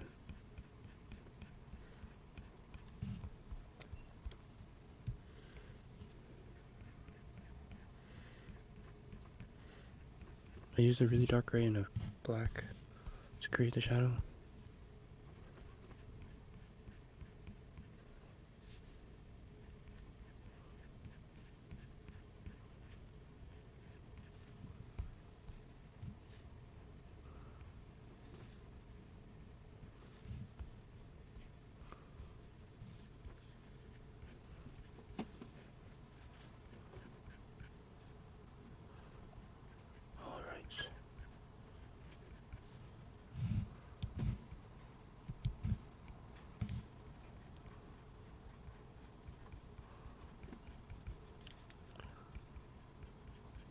There we go. I think it's good enough to be called completed. I think I'll go ahead and add some... Oh, right as I said that, I see something that should be fixed. I think this area is too plain.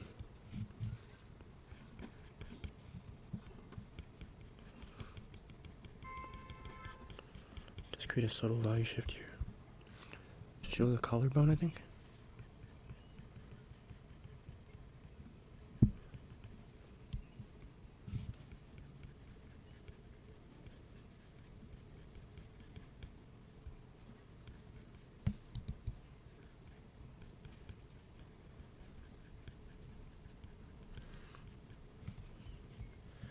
There we go. Smooth it out with an extra value. And there we have it.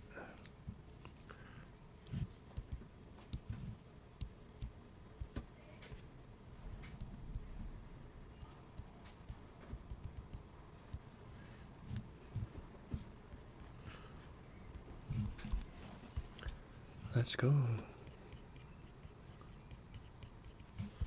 Proud of this one. This one looks really, really good. I'll go as far as to say this is my best value study yet.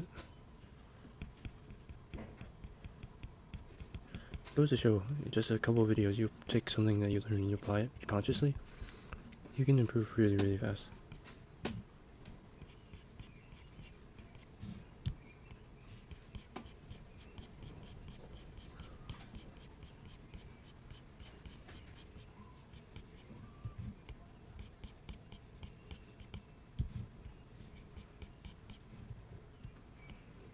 See, I'm still getting carried away with the details.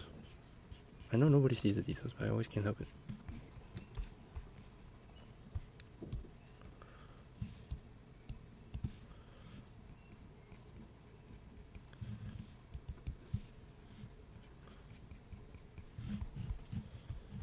Okay. This stream has been so long already. Alright, now we're in the color layer. Let's go ahead and play with the colors a bit. Here we go. First brush stroke. It's always so weird after looking at it for black and white. It doesn't even look like whatever color that it's supposed to be now. I still find it more fun to paint with just a, what's it called? Like just freestyle, picking colors. I don't know. Something about it's just more fun for me. But it's still really cool how you can just color like this. Just setting the values and then coloring, and it all just falls into place. Did I forget to use a... Wait, I'm not clipping mask. I'm stupid. Alright, let's get the base tone in. I think I'll use this for the whole skin tone. It's so weird. It's like your eyes take a second to adjust. Like not even a second. Like after staring at it for so many hours in black and white, it's like it can't leave your eyes. And then let's take a blue. I still don't know how to use this. What's it called? That's too saturated. I still don't know how to use the layer modes that well. Especially the color one. I just know that if you have something black and white, you set it to color mode, it turns into kind of like a coloring. It converts whatever you have underneath. I should probably take some time to study that. Maybe that would help. For now, let's just experiment. I don't know what affects what. Okay, so the further I go, it makes it more dull, and the saturation, that's too saturated. I think the sweet spot was somewhere in the middle. Let's see what happens if we go all the way. Yeah, super saturation. All the way down. It desaturates everything. Go back up. It seemingly works the best at the top. I'm not sure why. I'll have to figure it out. I'll try and match the reference the best I can.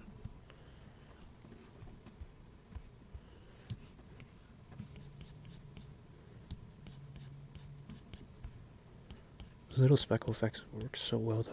I'm really, really happy with how that turned out. Crap, I lost the color I used to color the skin earlier. That's the problem with the color layer modes. If you lose the original color, you can't color pick and get it back. It's a bit frustrating. I'll have to go back and carve it out.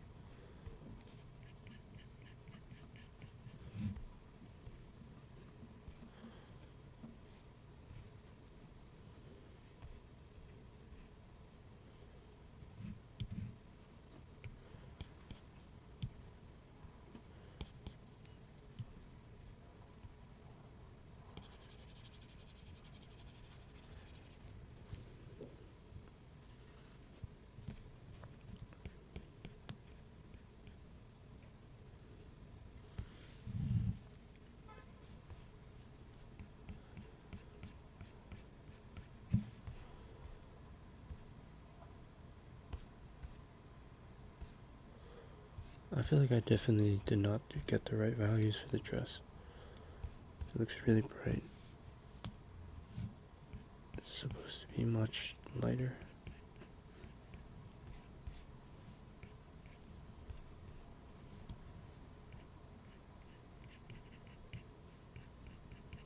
Probably should have taken a more precise brush.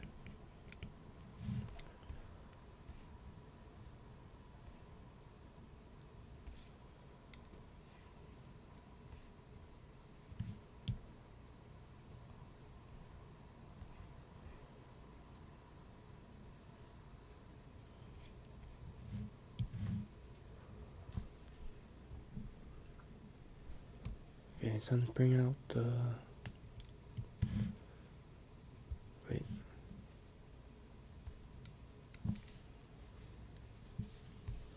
I'll take the soft brush after we get the flats down.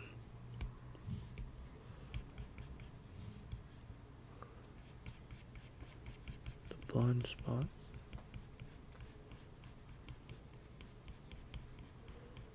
Cover that whole area for now.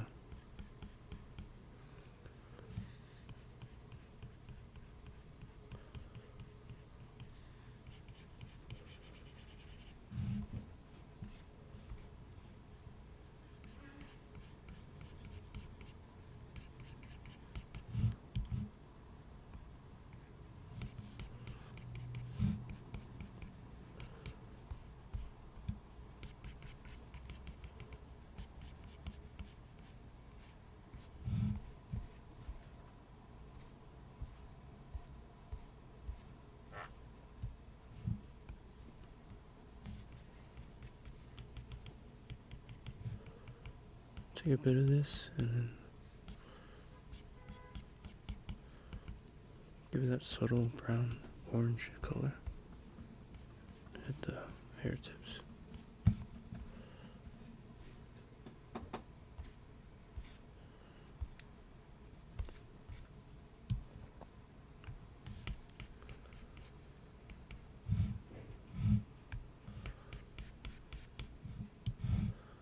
Let's go with this desaturated brown for this part. I think that works. Nice.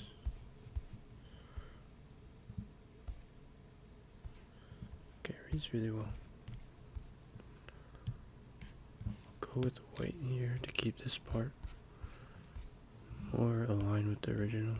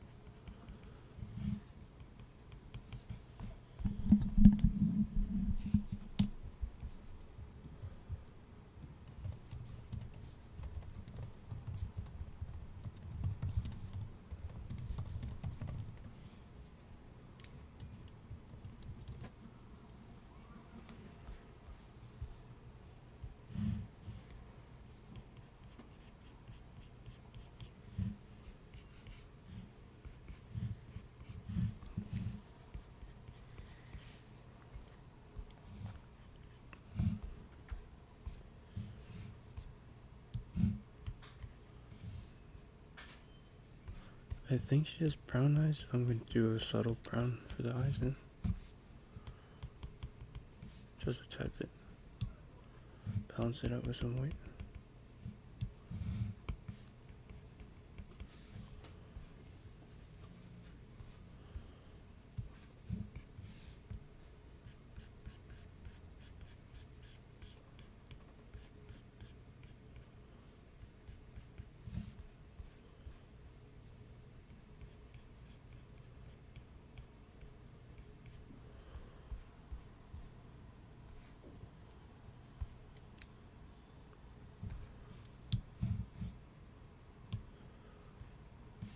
Can't forget about the lips. It looks really saturated, so we're gonna go with that as well. Perfect. That was a perfect first try pick.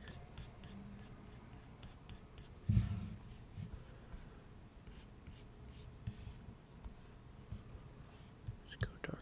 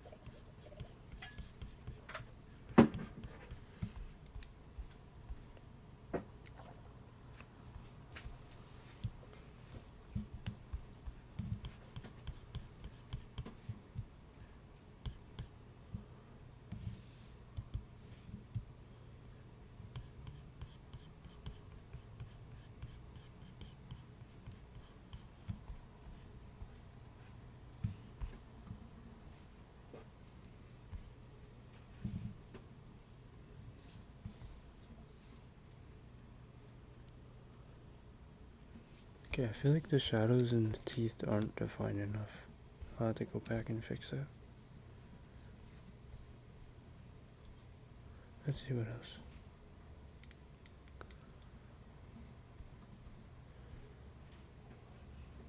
Oh yeah, the buttons. Almost forgot.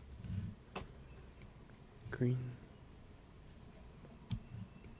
There's a more desaturated green. Yeah. Then gold.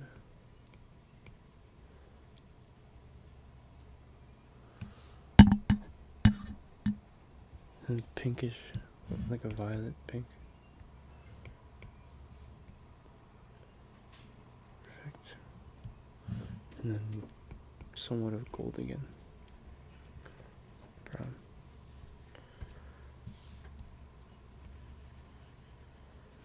QC button. There we go. That's great.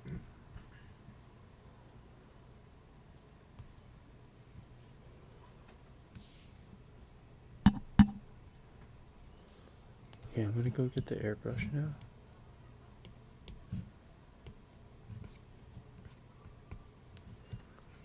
And sprinkle some pinkish heat, like a warm blush tone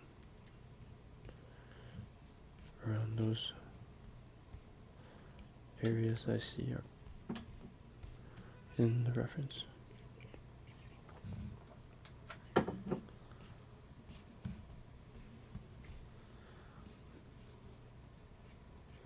Adding those little pink tones actually make a lot of difference. Makes it more lively.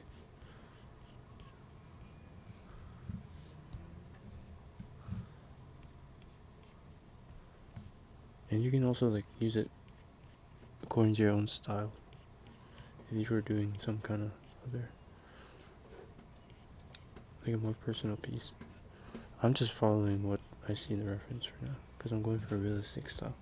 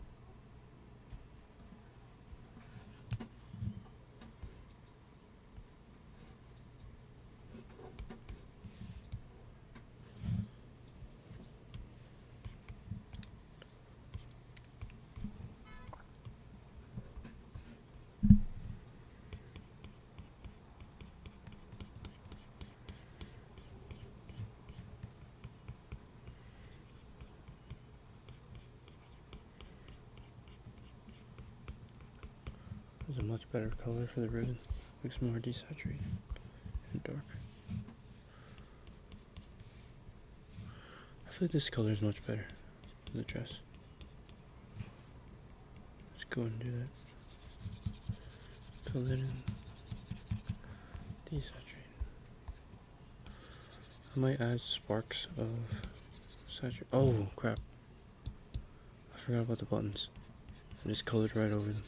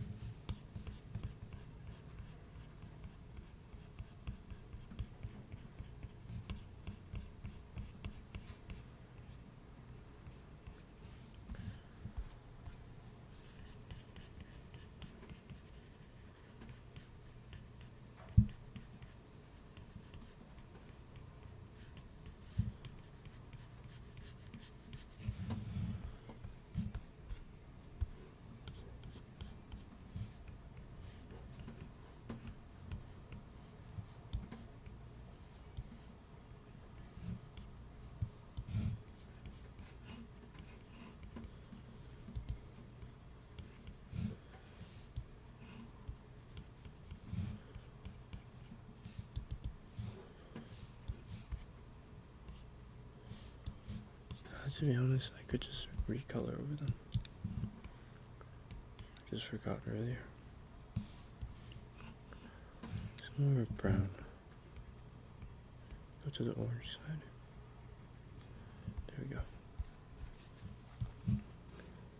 Now let's fix this golden one. Some more desaturated one. Towards yellow. Perfect.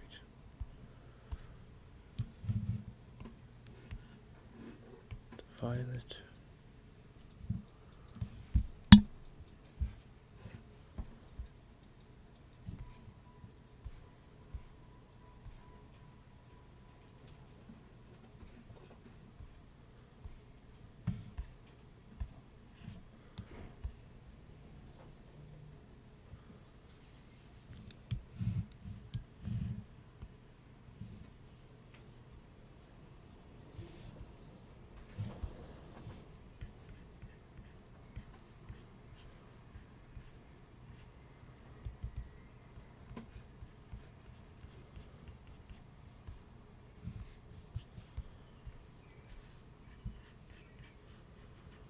Let's go ahead and fix all the parts I reach over.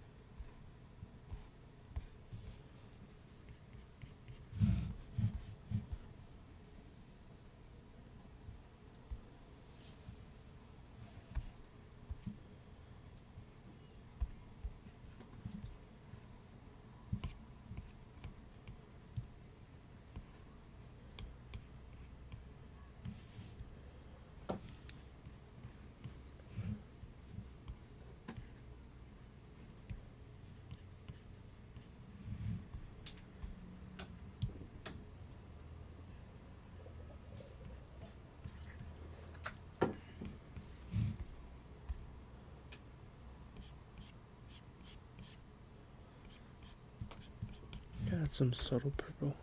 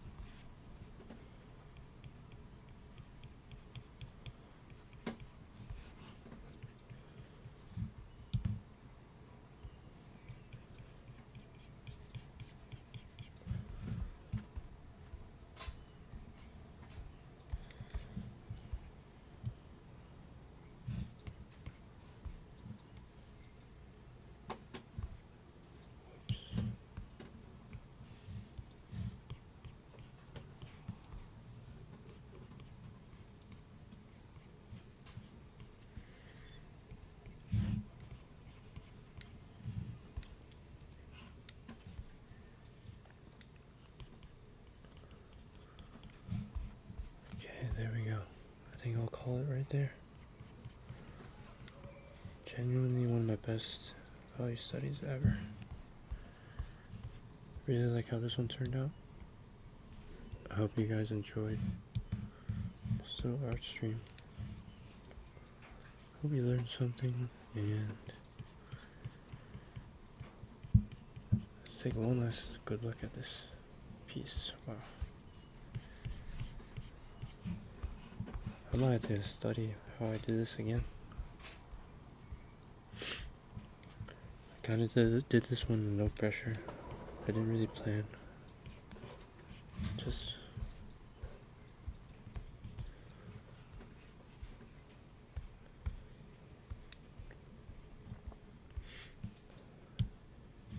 it's ironic that this one that I didn't plan for turned out the best.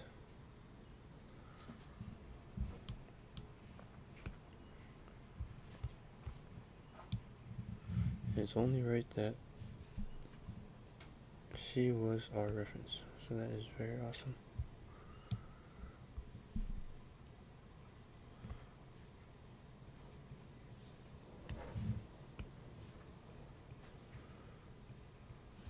I'll go ahead and fix the thing I said I would fix earlier. I hope this makes a little bit of a difference. I think it definitely does.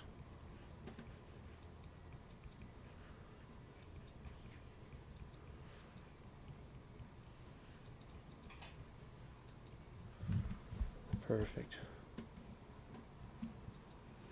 Looks pretty good to me. Really proud of how this one turned out.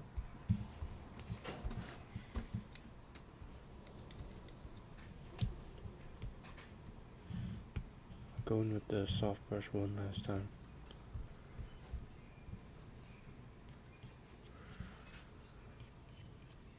I swear I need to get better at closing.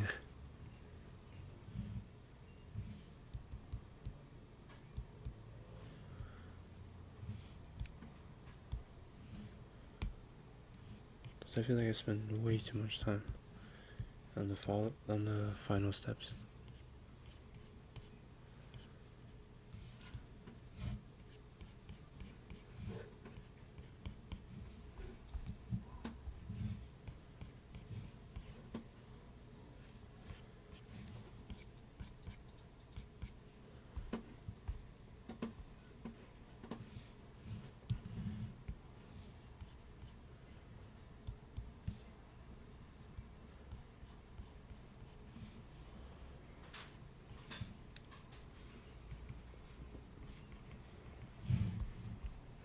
Alright, there we have it.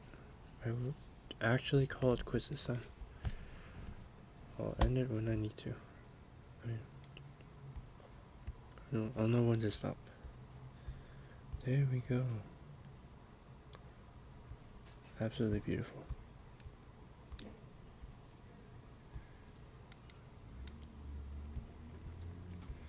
I think I might do some finishing touches later, but for the most part, that one is done. I might do a separate video for this last final one, but most likely I'll draw that in my free time. But that is crazy. I went from this one to this one to this one all the way to this. That's kind of crazy. Not even 2 weeks. Like a 1 week improvement, and I didn't even consciously practice too much. Okay, anyways, that'll be it for today's art stream or art video. I think this is episode 2 of the Draw With Me series, and I think that's it. I hope everyone has a great day. Hope you found this fun, useful, and I'll see you guys in the next episode. Alright, see ya. Ducky out.